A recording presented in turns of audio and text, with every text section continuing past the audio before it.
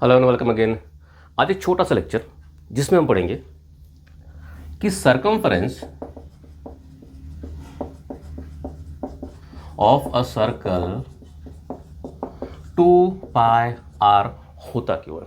Actually मुझे एक message आया था, एक स्टूडेंट ने भेजा कि सरकमफरेंस ऑफ अ सर्कल का प्रूफ दिखाओ। छोटा सा लेक्चर बनेगा, 5 मिनट में, काफ़ी आसान है ये। ओके, कुछ एंशियंट टाइम में क्या हुआ था, कोई भी सर्कल ले लो, कोई भी सर्कल ले लो, अगर सर्कल लिया है तो इस तरीके से गोला दिखेगा और बीच में एक सेंटर होगा। ये छोटी छोटी चीज़ें क्लियर। अच्छा, ये जो डेफिनेशन जो बता रहा हूँ वो 10 तक की काफ़ी है, आगे जाकर हायर स्टडीज़ में तुम एक्स्ट्रा और भी बढ़ोगे इसके अंदर। फिलहाल के लिए इतना काफ़ी है। पुराने ज़माने में से व्हील वगैरह होते थे, जैसे कि घोड़े का चक्का, छोटे छोटे टायर्स, ये वो सारे होते थे। तो उसमें कुछ स्टडीज़ की गई, देखा गया कि सर्कल छोटा हो, बड़ा हो, इससे भी बड़ा हो, या इतना हो, या कितना हो, या कितना भी हो, कितना भी हो, देखा गया कि ये जो सर्कल का कोना है इसको हम क्या बोलते हैं, सरकमफरेंस। ठीक है, इसको क्या बोलते हैं, सरकमफरेंस। सरकमफरेंस नथिंग, सर्कल में जो सरकमफरेंस होता है वो हमारा क्या होता है, पेरीमीटर होता है, बराबर ना। सर्कल में जो सरकमफरेंस होता है वही हमारा पेरीमीटर भी होता है। पेरीमीटर मतलब क्या होता है तुम जानते हो, बाउंड्रीज को प्लस करो।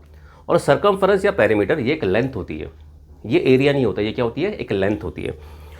तो देखा गया कि इसको मापा गया धागे से, मेजरमेंट टेप से, ठीक है, किसको, सरकमफरेंस को,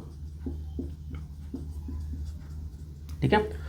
और बीच में से, सेंटर में से जो ये डायमीटर है, बीच में से जो लाइन जा रही है, इसको हम क्या बोलते हैं, डायमीटर, उसको डायमीटर से डिवाइड किया,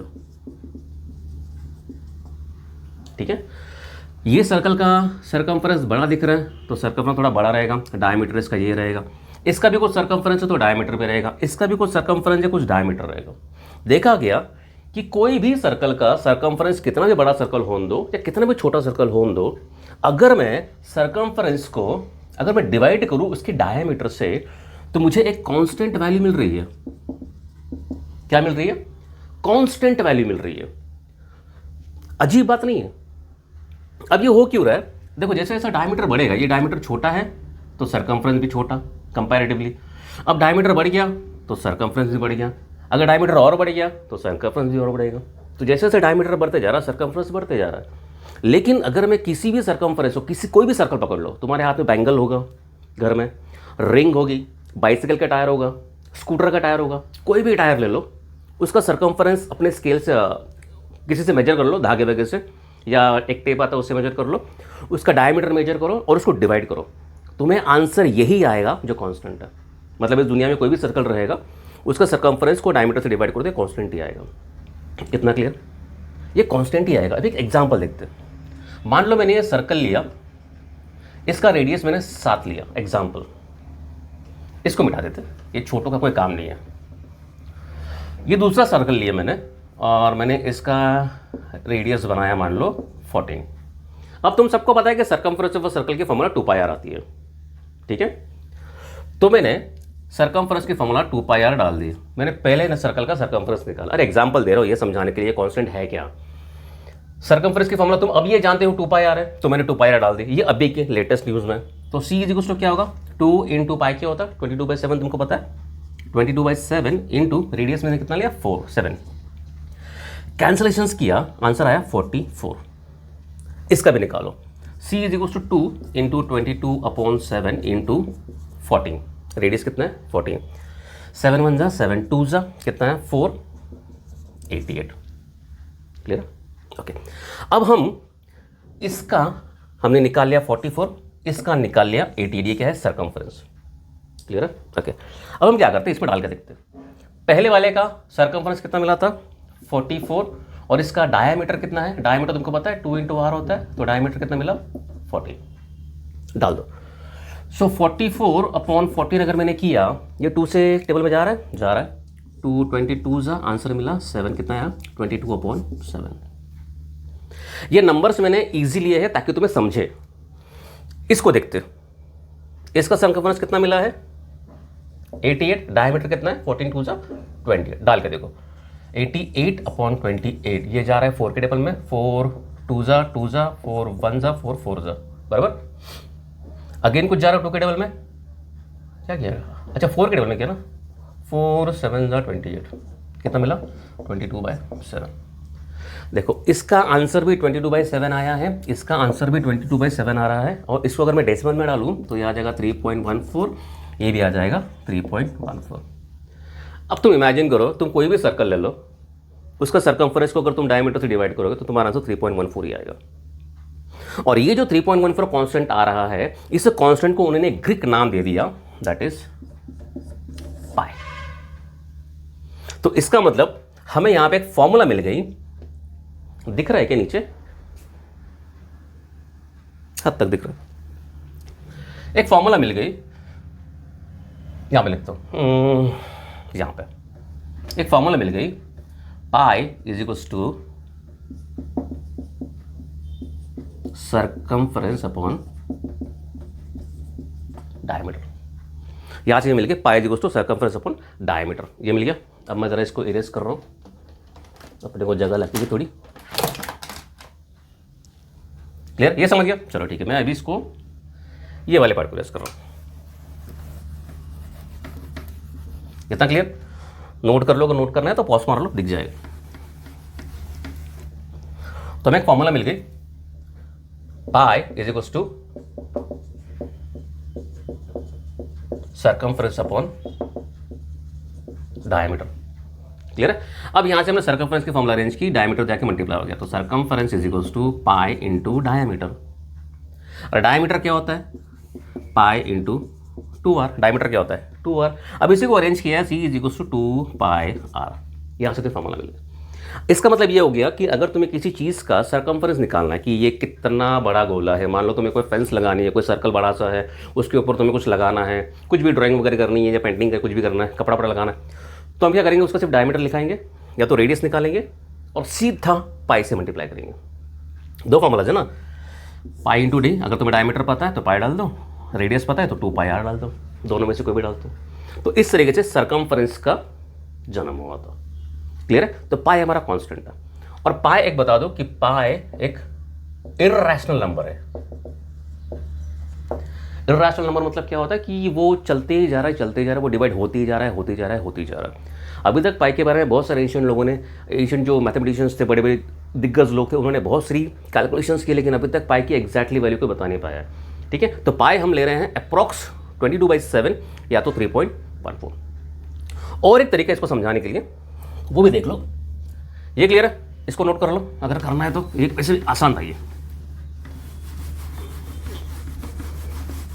अब देखो और एक तरीका है इसको समझाने के लिए। क्या है? देखो मैंने कोई सर्कल लिया और उसका कुछ डायमीटर है, कुछ डायमीटर है, ठीक है? एक सर्कल लिया, कुछ डायमीटर लिया। अब इसको अलग तरीके से कैसे समझ सकते कि सर्कमफरेंस इज 2πr, ये पाई वहां कहां से, ये क्या आया? ठीक है? किया क्या, ये डायमीटर की जो लेंथ है, ये डायमीटर की जो लेंथ है, हमने क्या किया, यही जो सेम सर्कल जो बना है, यही सेम सर्कल जो बना है, यही सेम डायमीटर, हमने इस डायमीटर का लेंथ नापा और उसको सर्कमफरेंस पे चढ़ा दिया। ऐसे डायमीटर क्या है? लेंथ है ना, सर्कमफरेंस भी क्या है? लेंथ है। अरे तुम धागा ले लो, मेजर कर लो और ऐसे रख दो, बराबर। तो ये सर्कमफरेंस पे एक डायमीटर पूरा लग गया, बट हमको इसको पूरा ढकना है। अगेन मैंने ये सेम डायमीटर की लेंथ ली और अगेन मैंने यहां से ढक लिया, इसको यहां से देखो, यहां से ढक लिया, ये वाला पार्ट ढक गया। अभी पूरा नहीं हो रहा, हम यहां क्या, सेम डायमीटर की लेंथ का और एक स्टिकर यहां पे चिपका दिया। ये हो गया, मान लो ऐसे,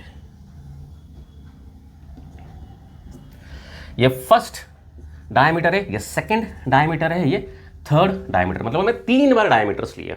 ये भी डी है, ये फर्स्ट वाला, ये सेकंड वाला और ये थर्ड वाला। ये तीनों मिलाने के बाद में फिर भी देख रहा हूं मैं कि यहां पर कुछ जगह अभी भी खाली है। अभी तुम बोलो कि कोई भी सर्कल लो, उसी के डायमीटर को अगर तुम इस तरीके से स्टिक करोगे, फिर भी तुम्हें ये जगह खाली ही मिलेगी। क्या मिलेगी? ये जगह खाली ही मिलेगी। कोई भी सर्कल ले लो, इतनी ही जगह खाली मिलेगी। अब इतनी जगह अगर हम सोचे, ये जो लेंथ जो बचा हुआ है, अगर हम सोचे कि ये पूरा डायमीटर जो बना है यहाँ पे, ये पूरा डायमीटर लिया, ये पूरा डायमीटर लिया, पूरा डायमीटर लिया, 3 बार मैंने डायमीटर ले लिए। अब अगर हम सोचे कि यहाँ पे जो जगह खाली है वो डायमीटर का कितना पार्ट है, डायमीटर का कितनावा पार्ट है, तो देखा गया कि ये पार्ट है 1/7। कितना पार्ट है? 1/7 ऑफ द डायमीटर। और जब मैंने इसे कैलकुलेट किया तो मुझे मिला 0.1415 something something something something something. चलते गया, कितना मिला? 0.1415 ऑफ द डायमीटर। इधर तक क्लियर है क्या? मैं क्या बता रहा हूँ, दिमाग में घुस रहा है? आसान है, टॉपिक आसान है। हमने कोई सर्कमफ्रेंस जो है उसका कुछ डायमीटर है, हमने इस डायमीटर को रस्सी से मेजरमेंट किया और इस सर्कल पे, उसी सर्कल पे रखते गए। तो मैंने एक बार रखा, पूरा डायमीटर चला गया, दूसरी बार भी रखा, दूसरा बार भी चला गया, तीसरी बार रखा, तीसरी बार भी चला गया, उसके बाद कुछ जगह बची। ये किसी भी सर्कल पे हो सकता है, होता ही है। अब ये जगह का कैलकुलेशंस किया तो देखा कि ये जो पार्ट जो बचा हुआ है ये इसी डायमीटर का कितना पार्ट है, मतलब उसी डायमीटर का कितना सा पार्ट अंदर बचा हुआ है। तो देखा कि ये है 1/7 of the part of this diameter, इसी सर्कल का डायमीटर। कैलकुलेट किया 0.1415। अब इसको हम सर्कमफ्रेंस मतलब क्या होता है? पेरीमीटर होता है। पेरीमीटर मतलब क्या होता है? सारे साइड्स को प्लस करो। अब हमने यहाँ पे एक डायमीटर लिया तो मैंने डायमीटर ये डाल दिया, दूसरा डायमीटर ये है तो उसको मैंने प्लस डायमीटर कर। अरे पेरीमीटर मतलब क्या होता है? सारे साइड्स को प्लस करो ना। मान लो ये स्क्वायर है, हम क्या करते हैं? इसको प्लस, इसको प्लस, इसको प्लस, इसको प्लस, ये ए, मान लो स्क्वायर है ये, तो ए प्लस ए प्लस ए प्लस ए प्लस करके तो 4a मिलेगा। यही तो होता है पेरीमीटर। अब यहाँ पे सर्कमफ्रेंस है, सर्कमफ्रेंस को हमने कितने पार्ट्स में बांट दिया है? ये एक डायमीटर, ये दूसरा डायमीटर, ये तीसरा, तीनों को प्लस कर दो, 1 2 प्लस डी। और ये है 1/7 ऑफ द डायमीटर, मतलब 0.14 ऑफ द डायमीटर। अब प्लस करो, d प्लस डी कितना आता है? 3d plus 0.14d, 3 plus 0.4 3.14d of the diameter, बराबर। ओके, ये है सर्कमफ्रेंस मतलब पेरीमीटर या सर्कमफ्रेंस ऑफ द सर्कल। तो ये आंसर आया, ये आंसर आया। अब हमें ये पता है कि 3.14 क्या होता है? कांस्टेंट होता है। तो c इक्वल्स टू क्या हो गया? ये कांस्टेंट का नाम क्या है? Pi into D. ले प्रूफ हो गया। अब c equals to pi into D मिला है और c इक्वल्स टू डी क्या होता है? 2r। So pi into 2r, so c equals to 2 pi r। I hope मैंने दो तरीके से तुम्हें सर्कमफ्रेंस के फॉर्मूलास बता दिए कि सर्कमफ्रेंस आया कैसे है। सर्कमफ्रेंस आया है पाई की वजह से, बिकॉज पाई का रेशियो जो था वो सर्कमफ्रेंस और डायमीटर को डिवाइड करने से आ रहा था, जो कि कांस्टेंट मिल रहा था किसी भी सर्कल पे। ठीक है, तो उस कांस्टेंट का यूज करके हमने सर्कमफ्रेंस निकालना स्टार्ट कर दिया। मतलब मान लो तुम्हें कुछ रेडियस पता है, तुम सर्कमफ्रेंस निकाल सकते हो। क्लियर हो? दोनों टॉपिक्स तुम्हें क्लियर, दोनों टॉपिक मतलब एक ही टॉपिक था, दो तरीके से तुमको मैंने सिखा दिया। ठीक है, तब तक के लिए बाय। मेरा नाम विवेक।